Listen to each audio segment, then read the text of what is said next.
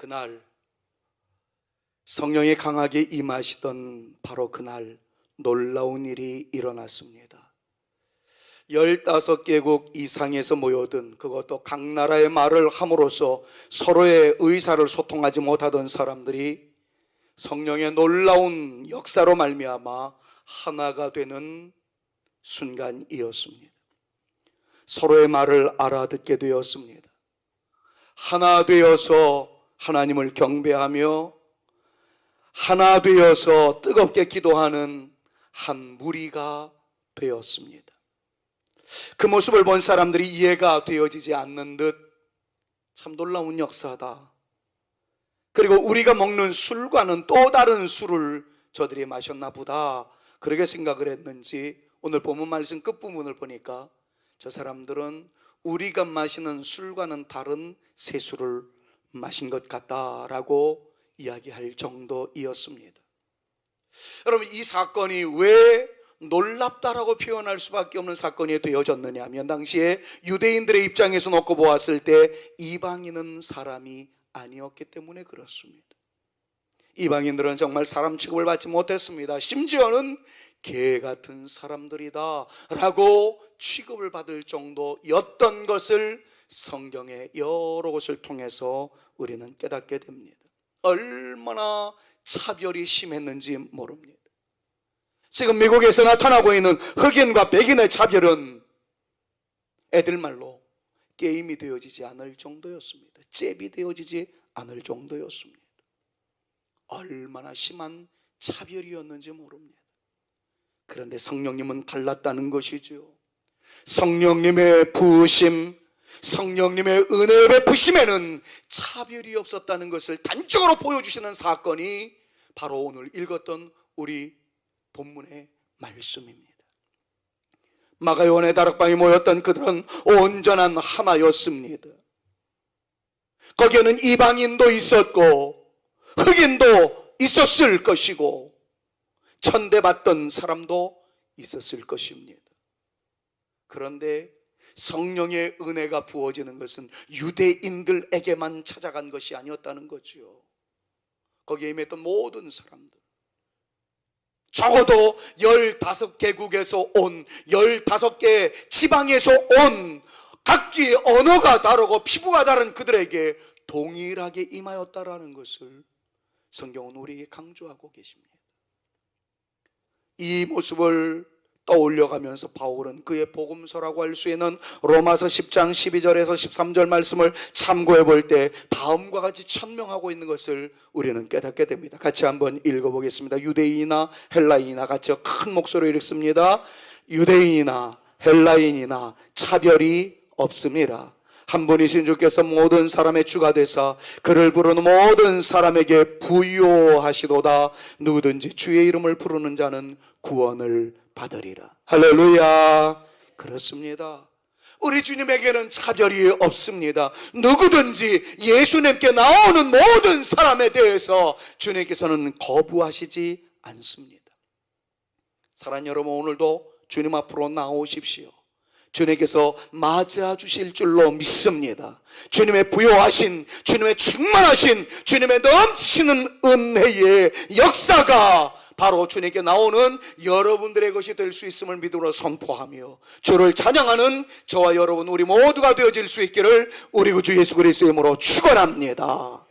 자, 그런데 이 시대는 여러 가지 이념으로 이 말씀을 비롯한 기독교의 진리를 왜곡하고 하나님의 말씀을 대적하는 무리들이 여기저기에서 일어나고 있는 것을 너무 안타까운 마음으로 보게 됩니다. 하나님은 차별을 하지 않는다고 하지 않았느냐, 예수님과 바울도 차별을 하지 않는다라고 하지 않았느냐 하면서 기독교의 진리를 공격하고 있습니다. 여러 이념적 공격의 내용들이 많지만 그중 가장 대표적인 말이 종교다원주의라는 말입니다.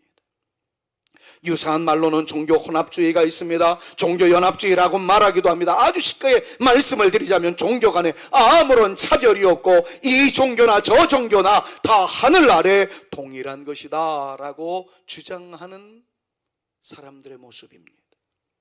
기독교만이 진리가 아니고 불교도 진리이고 기타 다른 모든 종교도 다 똑같은 것이다라고 말하기도 합니다. 결국 이렇게 시작해서 그네들이 꺼내는 마지막 카드는 창조주 하나님만을 신으로 믿는 것을 배격합니다. 그의 아들 예수 그리스도를 믿어야 구원에 이른다는 성경적 진리를 정면 거부합니다. 그러니 기독교는 기독교만을 믿어야 구원받는다는 말을 하지 말라라고 공격하고 있는 것으로 이어져 가고 있는 것을 오늘 우리는 너무나도 피부 깊숙이 느끼고 있는 상황입니다. 사랑하는 성산가족 여러분, 저는 창조주 하나님을 믿습니다. 우리 구주 예수 그리스도를 믿습니다. 성령께서도 지금도 우리에게 역사하셔서 우리로 하나님의 자녀임을 믿게 하신다는 이 말씀을 믿습니다. 저와 여러분, 우리 모든 사랑하는 성산교회 가족들은 하나님 중심, 성경 중심, 교회 중심임을 선포합니다. 아멘. 믿으시기를 바랍니다.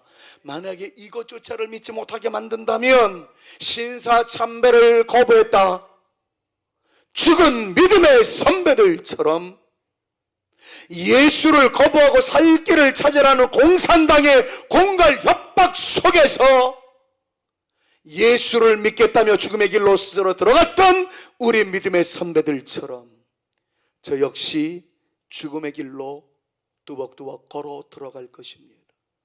아마 제 옆에는 우리 집사람이 있겠죠. 저와 함께 여러분들 같이 동시에 걸어가서 이 하나님 중심, 성경 중심, 교회 중심의 사상을 파괴하는 어떤 정치적 혹은 이데올로기적 사상이 난무할 때 죽음을 각오하고 당당하게 나갈 수 있는 용기 백배의 진정한 하나님의 자녀들, 멋진 성도들 되실 수 있기를 우리 구주 예수 그리스도의 이름으로 축원합니다. 축원합니다. 자, 그런데 최근에 이렇게 정면적으로 공격을 하지는 않지만 아주 애매한 말로 기독교를 공격하는, 그리고 기독교의 진리를 왜곡하는 또 다른 공격이 있습니다. 코로나19로 인해서 집중호우로 인해서 너무나도 힘들어하는 이 상황에서 또 다른 이념의 논쟁을 가지고 기독교의 진리를 허물어 뜨려는 아주 무서운 시도가 하나 있습니다. 그것은 다른 것이 아니라 포괄적 차별금지법이라는 것입니다. 저는 오늘 정치 이야기를 하려고 이 거룩한 제단에 쓴 것이 아닙니다. 진보 측에서 하는 이야기도 아니고 보수의 입장에서 하는 말을 하려고 이 자리에 선 것 아닙니다. 부디 선입관념을 내려놓으시고 성경이 무엇을 말씀하고 있는지, 성경적 신앙 하에서 차별, 이 포괄적 차별금지법이 무엇이 잘못되었는지를 한 번쯤은 우리 장로님들과 교역자들이 아시고 모든 성도들이 좀 아셔서 대한민국이 어떻게 이루어졌는지, 그리고 이 상황에서 우리 기독교인들은 무엇을 기도해야 할지를 한번 점검했으면 좋겠다는 차원에서 이 말씀을 증거하게 됩니다. 6월 29일 한 정당에 의해서 발의된 포괄적 차별금지법은 사실 2006년부터 시도되었던 문제이기도 합니다. 말로만 보면 얼마나 좋은 말인지 모르겠습니다. 얼마나 성경적인지 모르겠습니다. 차별하는 것을 금하게 하는 법률이라는 용어, 얼마나 좋은 말입니까? 제가 오늘 이 설교의 제목도 기독교는 차별이 없다라는 것을 선포했습니다. 그리고 성경도 그것을 강조합니다. 기독교는 차별해서는 안 된다. 그래서 우리나라에서 차별하는 것을 금하는 법령을 만들어낸다. 너무나도 좋은 일입니다. 당연한 일입니다. 성경적 행동입니다. 그러니까 이 내용만 딱 놓고 보노라면 많은 사람들이 좋은 법률 아니냐 이렇게 생각할 수 있다는 것이 안타까움입니다. 사실 오늘 본문에서도 성령은 차별하지 않으시는 분이시고 바울도 차별 없는 기독교를 강조하였으니 차별금지법은 좋은 것이다 말할 수 있는 것은 너무나도 당연합니다. 그런데 성경에서 말하는 차별 금지에 대한 말씀을 오해하지 말아야 합니다. 본문 말씀은 예수 그리스도 앞으로 나오는 모든 사람에게 차별이 없다라는 말씀임을 분명히 하셔야 합니다. 할머니도 좋습니다. 할아버지도 좋아요. 청춘도 좋습니다.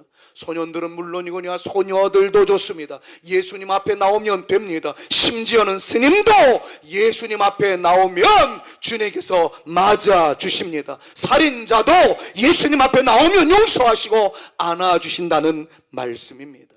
정말 예수님 앞에는 차별이 없습니다. 그런데 몇몇 사람들이 이야기하는, 몇몇 사람들이 말하는 포괄적 차별금지법은 이런 맥락이 아닙니다. 방금 전에 말씀을 드렸던 종교 혼합주의와 같은, 그러니까 종교의 차별을 두지 말라는 것을 비롯하여 더 문제가 되는 것은 성의 차별을 두지 말라라는 것까지 이야기하면서 기독교의 핵심 진리인 하나님이 천지를 창조하셨으며 남자와 여자를 창조하셨다는 것을 근본적으로 무너뜨리는 것이 포괄적 차별금지법의 가장 핵심 사항입니다. 제가 이 부분을 적나라하게 이야기하면 오늘 설교가 되지 못합니다. 여러분들이 낯뜨거워지는 영상과 그리고 사진들이 얼마나 많은지 모릅니다. 지금 여가부 여성가족부에서 만들어낸 초등학교 성교육 책을 보면 여러분 뒤집어집니다. 어른인 제가, 상담학 교수로서 성상담을 강의했던 제가 보기에도 이거는 아닌 거예요.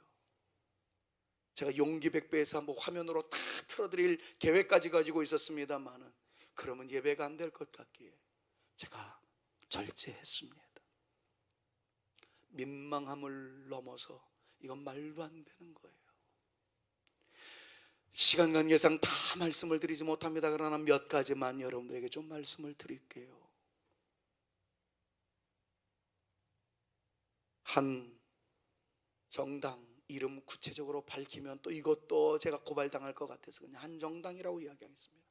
정아무개 의원이 제출한 포괄적 차별금지법 제2조에 있는 내용을 여러분들에게 잠깐 설명적 차원에서 말씀을 드린다면 이런 말들이 포함되어 있어요. 성별에 대해서 남성과 여성 그 외에 분류할 수 없는 또 다른 성이 있다는 것을 강조합니다.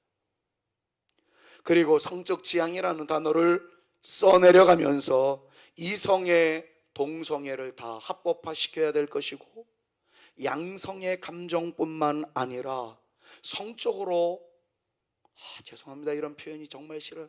나는 동물이 너무 좋아. 동물과 성관계를 해도 괜찮다라고 이야기하는 성적으로는 아무런 제약을 받지 않는다라는 내용이 함축되어 있다는 것에 여러분들 충격을 받으셔야 합니다. 성별 정체성이라는 내용을 살펴보면 자신의 성별에 관한 인식 혹은 표현을 말하며 자신이 인지하는 성과 타인이 인지하는 성이 일치하거나 불일치하는 상 모든 것들을 포함한다는 거죠. 여러분들 딱 보면 지금 저는 남자라는 거 아시잖아요. 그런데 제가 예를 드는 겁니다. 저는 제 생각을 가지고 저는 여성이라고 이야기하는데 여러분들이 자꾸 저보고 목사님 미스터잖아요, 미스터 킴 그러면 제가 고발을 할 수 있습니다. 그럴 수 있다는 거예요. 분명한 남성인데 성을 자기 자신이 선택할 수 있다는 겁니다. 그러다 보니까 어떤 결과가 나타나는지 아세요? 동성애는 아주 자연스러운 것이기에 죄라고 할 수 없으며 죄라고 말하는 기독교가 제정신이 아니다 라고 이야기할 정도가 되어버리고 말았습니다. 그래 동성애가 죄다. 성경은 남성과 여성에 의해서 그의 이세들이 이어내려갈 수 있도록 하나님께서는 그렇게 만드셨다. 이런 설교했다가는 이제는 동성애에 대한 혐오 발언이라고 해서 제가 입건이 되어지는 그런 상황이 되어지는 것이 바로 포괄적 차별금지법에 나와 있는 내용입니다. 매뉴얼을 여러분들 설교 다 끝나고 난 다음에 한번 참고해 보십시오. 거기에 용어 설명도 다 해드렸어요. 성적 지향이 무엇인지, 성별 정체성이 무엇인지. 성적 정체성에 대해서, 성격 지향에 대해서 조금만 더 얘기하자면 세상에는 수많은 정확하게 표현하면 31가지의 젠더가 있다는 거예요. 우리는 알고 있기를 그냥 남성, 여성만 알고 있습니다. 그런데 포괄적 차별금지법에 의하면 31가지의 성이 있다는 거예요. 트랜스젠더 들어보셨죠? 생물학적 성과는 반대로 자신을 정의하는, 저는 남자예요. 그런데 제가 여자라고 그러면 제가 여자인 거예요. 그렇게 된다는 겁니다. 젠더 프루이드라는 말이 있어요. 젠더가 수시로 변하는 사람을 가르쳐. 아침에는 남자였었는데 점심에는 내 마음이 막 이상해졌어요. 그래서 점심에는 내가 여자라고 이야기합니다. 저녁에는 또 남자가 되었다가.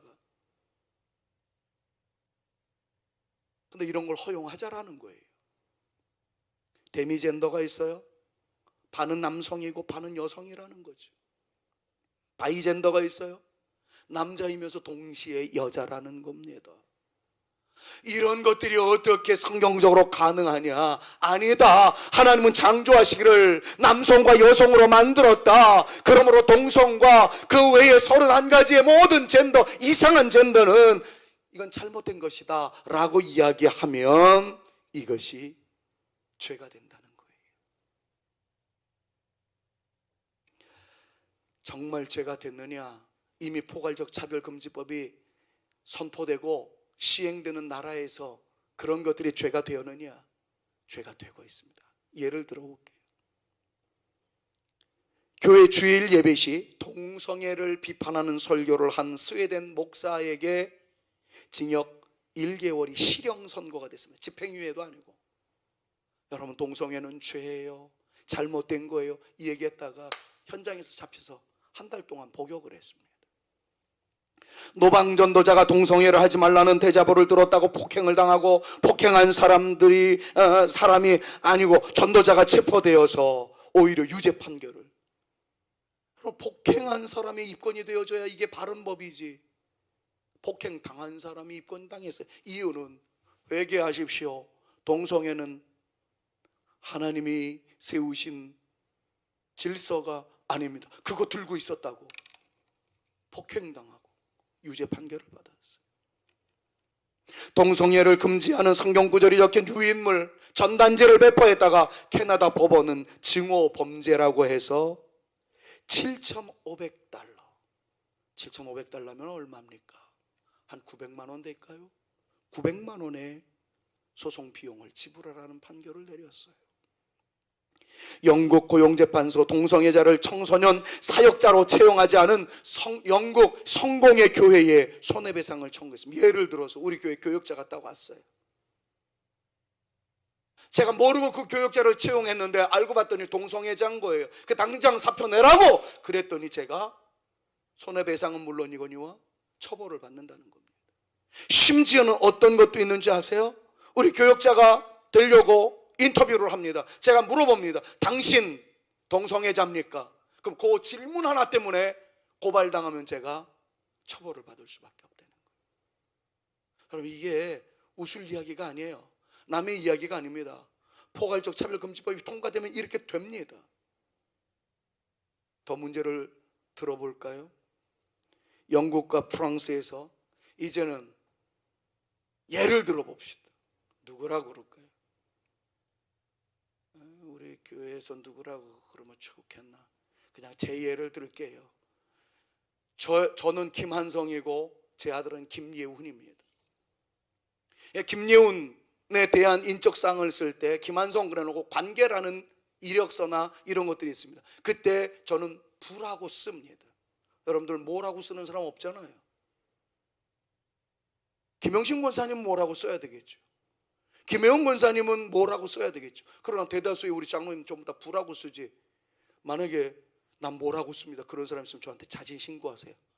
장로님들 다 잘라버리고 면직시킬 테니까. 여러분, 이럴 때는 웃어주셔야 됩니다. 심각하니까 웃음도 안 나오죠. 그런데 영국과 프랑스에서는 부모라고 쓰지 않고 부모 1, 부모 2 이렇게 씁니다. 아버지 어머니가 아니에요. 그냥 부모 중에 한 사람, 부모 중에 한 사람. 성별 금지가 이제는 나타나지 않습니다. 캐나다 온타리오에서는 자녀의 성전환을 반대하는 부모 그 아이를 양육할 수 있는 양육권을 뺏어버리는 법안이 통과됐어요. 여러분들의 자녀가 어느 날 와가지고 아버지 저 지금 죄송합니다 이런 표현을 고추 달려있는데 고추 잘라내고 여자가 되고 싶어요. 이 얘기하면 여러분들 그래 찬성한다 할렐루야 아멘 그러실 분 있어요? 이놈의 자식 그랬다가 입건 냈다는 얘기예요. 양육권이 빼앗겨져 버려요. 성별도 파괴됩니다. 다 말씀 못 드려요. 뉴욕에는 31개 젠더 중 원하는 성별을 선택하고 지속적으로 상대방이 원하는 성호칭을 사용하지 않을 때는 25만 달러 얼마입니까? 25만 달러면 약 2억 8천만 원 그 정도 되는 거 아니에요? 벌금에 처할 수 있다. 법이 통과가 됐어요. 미국 워싱턴 DC에서 여자 화장실에 들어간 남자에게 당신 남자인데 왜 여자 화장실에 들어갔느냐? 신분증 내봐라. 당신 성별 좀 알아야 되겠다. 경찰이 그렇게 질문했다가 7,000달러 벌금을 물었습니다.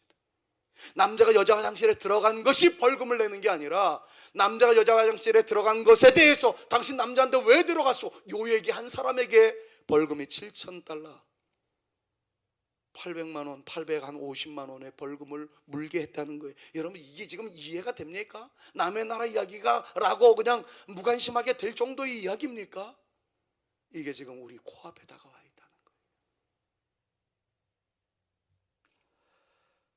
거예요. 어떤 곳에서는요 미국에서 동성결혼 축하 케이크를 거절했다는 이유 때문에 이 제빵사가 빵을 만드는 사람이 벌금 13만 5천 달러를 판결받았대요. 아니 제빵사한테 와가지고 나 케이크 좀 만들어주세요. 이게 어떤 케이크인데요? 결혼 케이크입니다. 아이고 잘 만들어 드려야죠. 그랬더니 주문하는 사람이 한마디도 안 하는 거예요. 사실은 우리는 동성결혼입니다. 그러니까 신랑 여자 신부 인형을 얹히지 말고 남성 인형을 얹어주세요. 그러니까 이 양반이 크리스찬이었는지 그러면 난 못 만듭니다. 만들어 드릴 수 없습니다. 그랬다가 13만 5천 불 판결받았다는 거예요.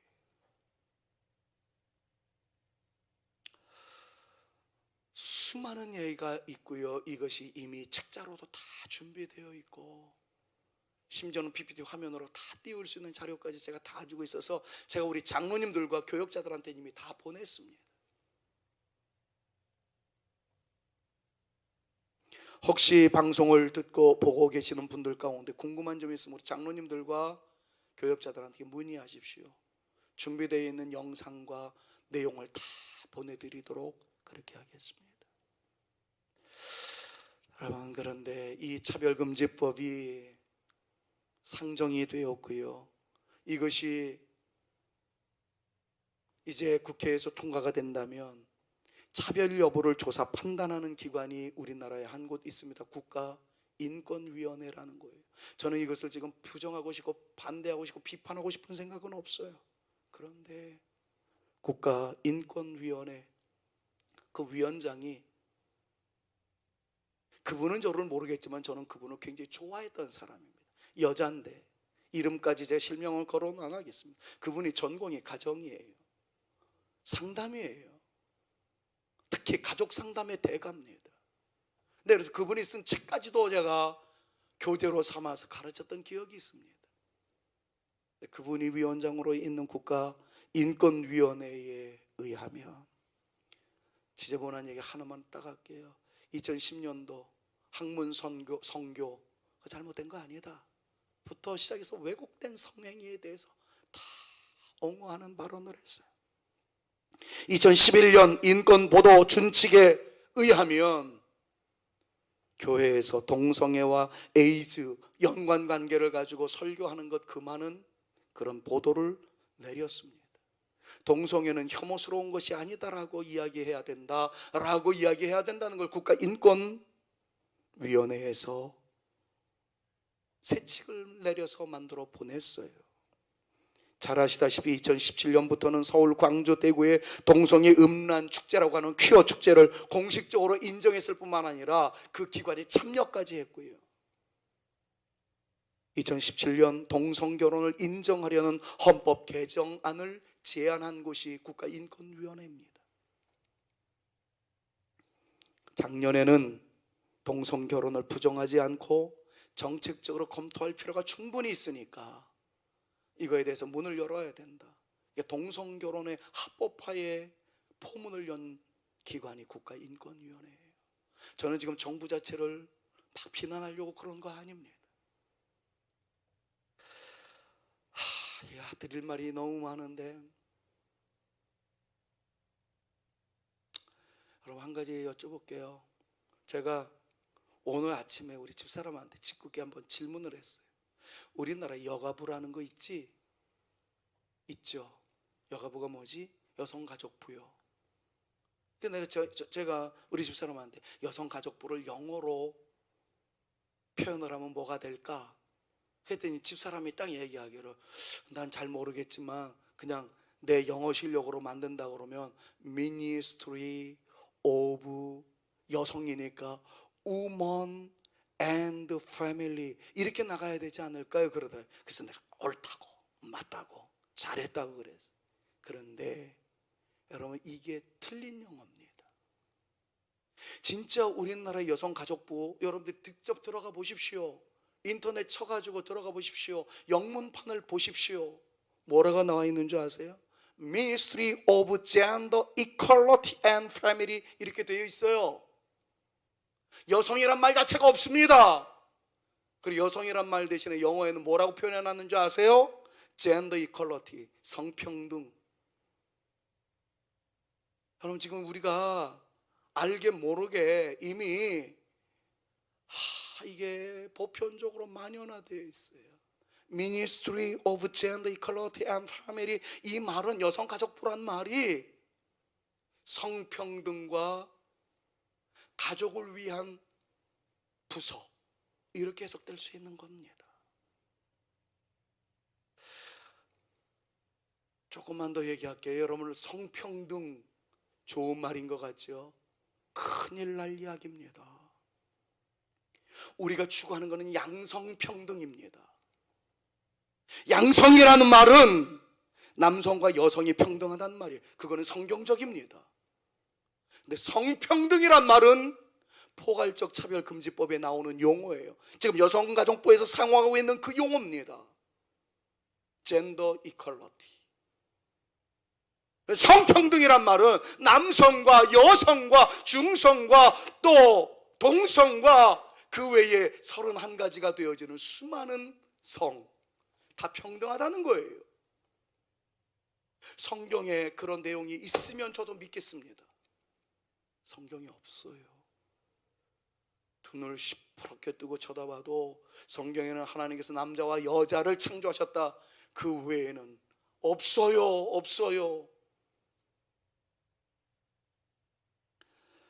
그만할게요. 아셔야 할 것이 있습니다. 올해 대한민국에는 개별적 차별금지법 사례들이 굉장히 많습니다. 성별, 가로 열고 양성평등기본법 이런 게 다 있어요. 양성은 평등하다. 옳습니다. 이것은 남녀 고용평등법 여자라고 불이익당하면 안 된다는 거죠. 남성과 여성 고용할 때에는 평등을 기준으로 해야 된다. 이런 법이 이미 다 있습니다. 장애의 차별을 두어서는 안 된다라는 이 법령이 있습니다. 장애인이라고 취업하는데 불이익을 당한다? 안 돼요. 그런 법이 이미 있어요. 연령도 차별금지법이 있습니다. 나이 많은 노인이라고 취업을 안 시킨다? 안 된다는 얘기입니다. 좋은 법령이 이미 있어요. 사회적 약자 금지법도 있어요. 사회보장의 기본법이 되어지는 거죠. 심지어는 출신 국가에 대해서도 차별을 두어서는 안 된다라는 법이 이미 다 있습니다. 그 외에 수많은 내용의 차별금지법이 있습니다. 그런데 지금 포괄적 차별금지법이라는 이상한 색깔을 끼고 성평등을 외치며 동성애의 합법화, 동성결혼의 합법화를 추진하고자 하는 것이 지금 포괄적 차별금지법의 내용입니다. 정리하겠습니다. 차별금지법이 만들어지면 표현, 양심, 종교 등의 자유가 제약을 당합니다. 전도도 못합니다. 설교도 못합니다. 주일학교 교육 시간에 동성애는 나쁜 거야, 그건 옳지 못한 거야, 성경에서는 그걸 죄라고 말하고 있어, 얘기 못합니다. 동성애가 죄라고 설교하면 성경의 가르침대로 가르치면 죄가 됩니다. 양성평등 이미 말씀드렸어요. 남성과 여성은 평등하다는 말, 그거는 좋은 말입니다. 그렇게 가야 합니다. 그러나 그게 아니라 성평등을 옹호하면 이제는 남성과 여성 외에 다른 성이 있다는 것을 교회가 인정하는 꼴이 되는 거예요. 자, 웃자고 하는 얘기지만 사안이 심각해서 웃는 분이 한 분도 안 계시는데, 여러분들의 아들이 아버지 결혼하기 위해서 며느리 데리고 왔습니다. 그래서 아유 그러냐, 환영한다. 그래 문을 열어줬더니 남자가 떡 하고 서 있는 거예요. 이게 가능하다는 얘기입니다. 딸이 사위를 데리고 왔다고 그러는데 인사받기 위해서, 상견례하기 위해서 딱 가봤더니 사위라는 녀석이 여자인 거예요. 죄송합니다, 이런 표현을 해서. 우리 김영신 권사님, 김혜영 권사님, 저 위에 우리 이미영 권사님, 이런 권사님은 여성들인데, 여성들이 여성 목욕탕에서 목욕하고 있는데 어떤 한 남성이 뻘거벗고 들어와가지고 나 여자입니다, 그러면 할렐루야 그럴 겁니까? 말도 안 되는 얘기잖아요. 이거 자체가 지금 제가 이권될 수 있는 표현 아니겠습니까? 근데 이런 것들이 가능하다는 거죠. 이미 어떤 나라는 그렇게 하고 있다는 거 아까 예를 들었잖아요. 여자 화장실에 들어갔는데 당신 신분증 보여달라, 그 사람이 오히려 입건됐다고요. 이런 모든 것들이 잘못된 일이라고, 성경은 남자와 여자 외에 다른 성을 가르치지 않는다고, 그러므로 동성애, 동성결혼을 죄라고 가르치면 형사처벌까지 받게 되어지는 이것을 여러분들 찬성하시겠습니까? 저는 장담코 21년 동안 우리 교회에서 목회를 하면서 이런 정치적인 설교, 이념적인 설교 해본 적이 없어요.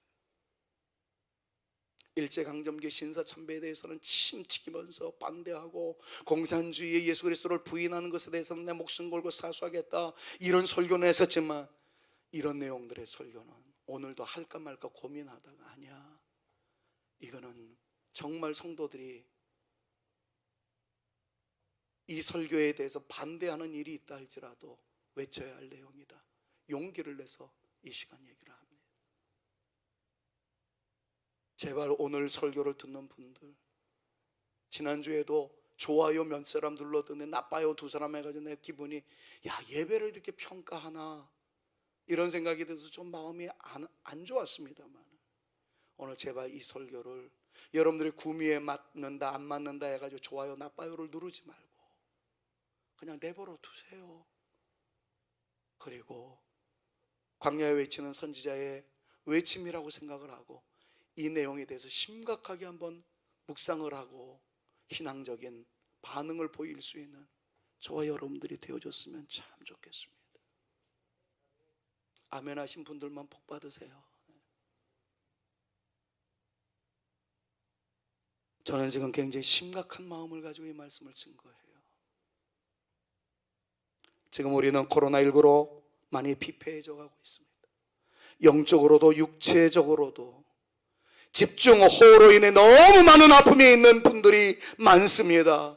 정말 안타깝고 지난날 보았더니 안타깝기 그지없었습니다.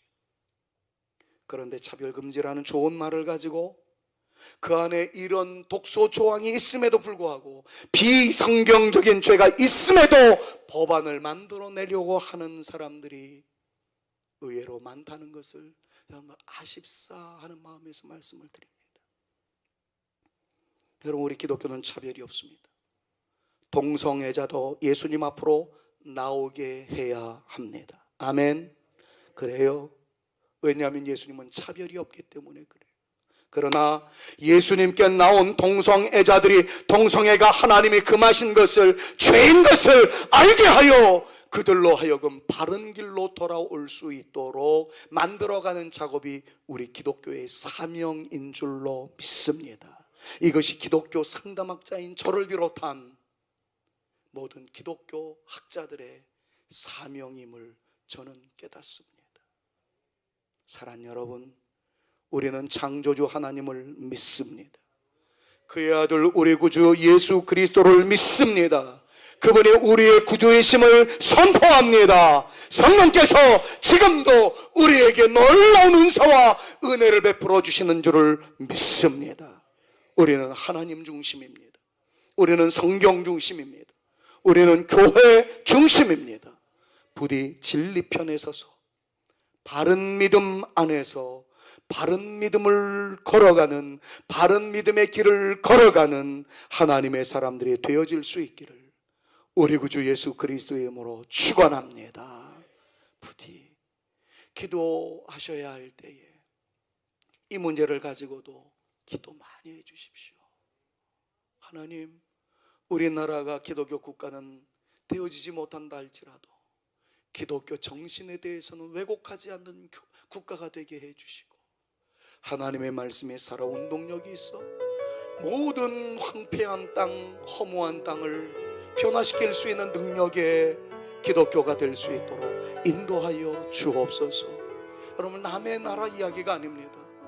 우리 눈앞에 펼쳐지고 있을 끔찍한 상황들을 오늘 말씀 시간을 통해서 여러분들에게 부분적으로 소개해드렸습니다.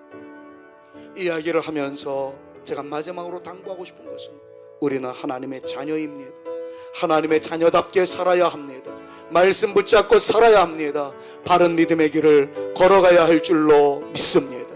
이것을 기억하면서 코로나19로 인해서 나라와 민족을 위하여 기도해야만 하는 이때에, 국가를 위해서 기도할 때에는 하나님, 이름은 좋으나 그 안에 있는 독소 조항으로 인하여 기독교 진리가 왜곡될 수밖에 없는 포괄적 차별금지법에 대하여 불쌍히 여겨주시고, 하나님이 보호하사 우리나라 만세라는 애국가의 가사와 내용에 같이 우리나라가 하나님의 인도하심을 받게 하시고 하나님의 보호하심을 받게 하여 주시옵소서.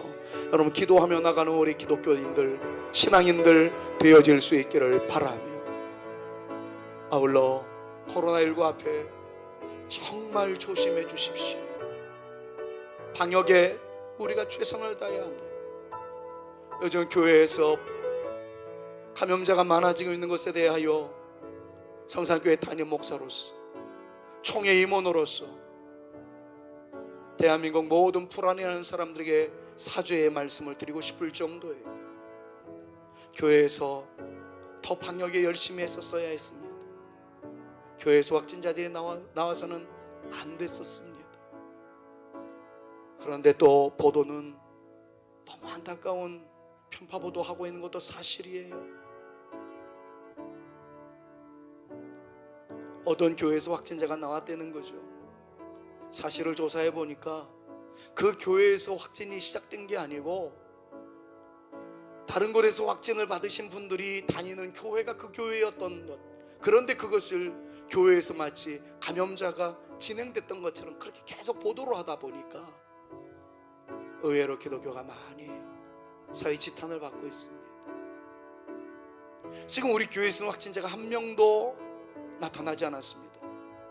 그런데 만약에 우리 가족들이 어디 여행을 갔다가 어디에 갔다가 감염이 되어졌다면, 그렇게 되어지지 않기로 해서 지금 기도하고 있습니다만, 그렇게 되어졌다면 성산교회에서 확진자가 나타났다라고 발표를 할 겁니다.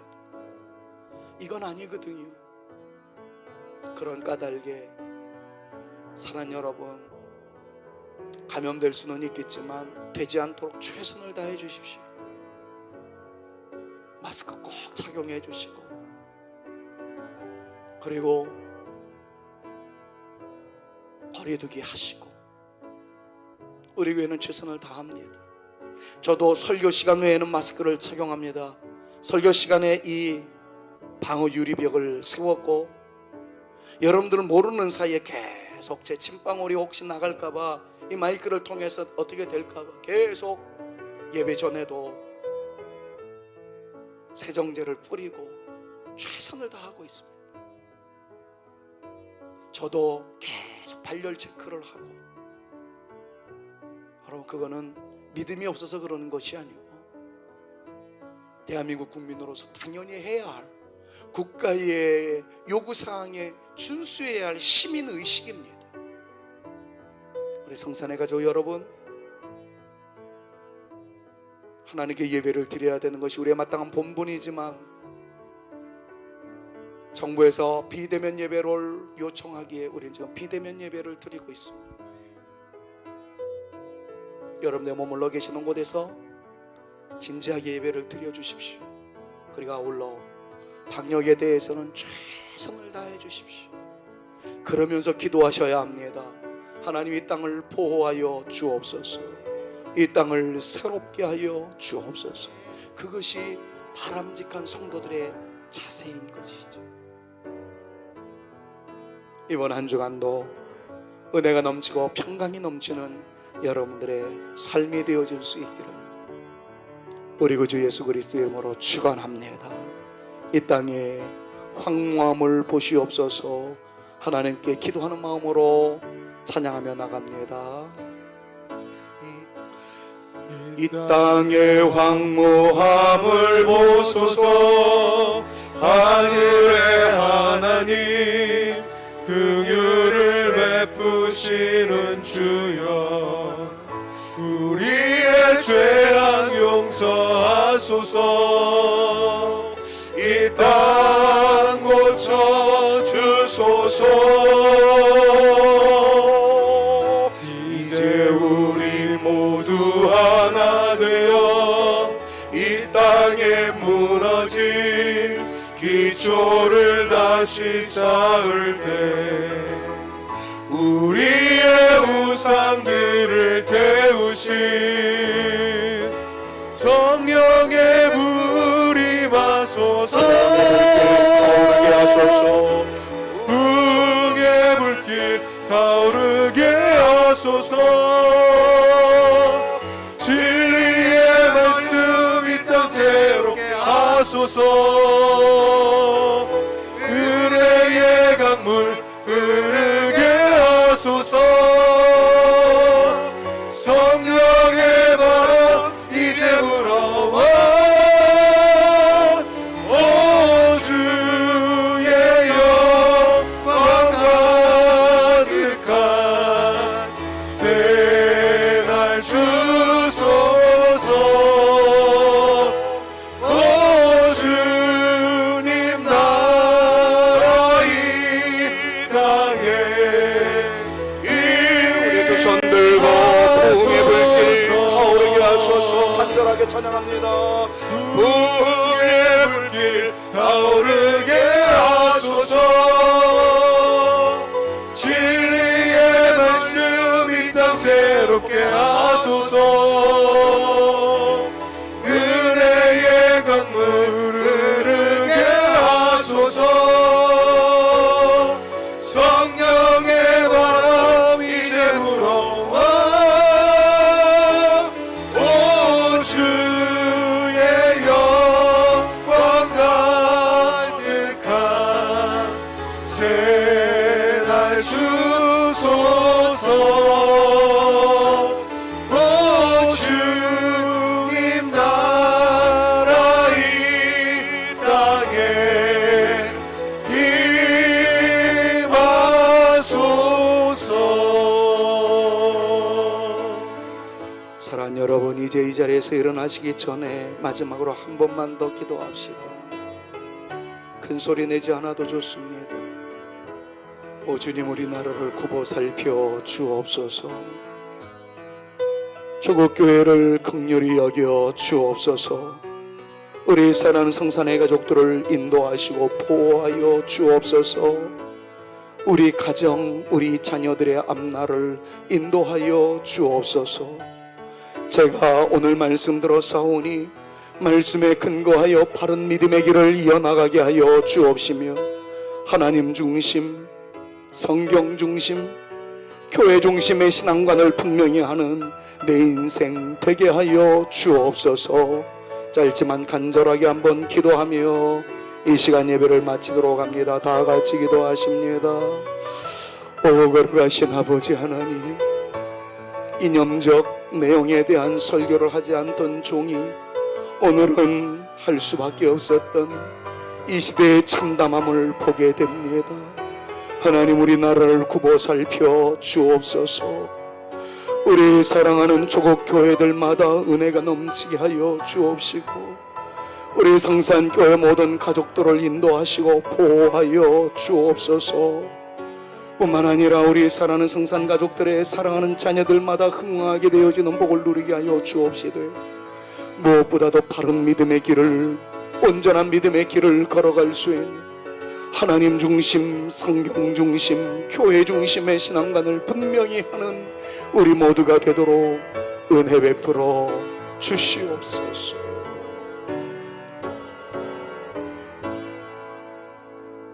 예수 그리스도의 은혜와 아버지 하나님의 극진하신 사랑하심과 성령님의 감화감동, 위로, 교통 충만케 하심이 하나님 중심, 성경 중심, 교회 중심의 아름다운 믿음의 길을 이어나가는 내가 됨으로써 가정을 살리며 조국 교회를 위한 중보 기도자로, 대한민국을 살리는데 앞장서는 기도의 행위자로, 예배자로 내가 서기를 원하오니 우리를 사용하여 주시옵소서.